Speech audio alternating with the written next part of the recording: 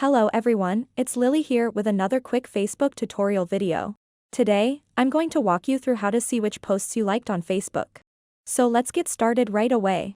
Let's start by opening up our Facebook app. And the very first thing you'll need to do from your homepage is select these three lines in the top right-hand corner. And then you'll want to select your profile up top, and then you'll want to press the three dots next to edit profile.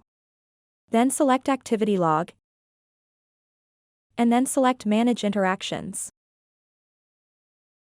So now you can see all the posts you've liked, the images you've liked, the videos you've liked, and so on.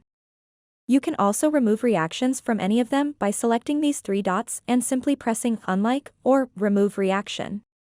It was that simple to discover them. If you still have any issues, please post them in the comments section below, and if this video was helpful to you, please give this video a thumbs up and subscribe to this channel.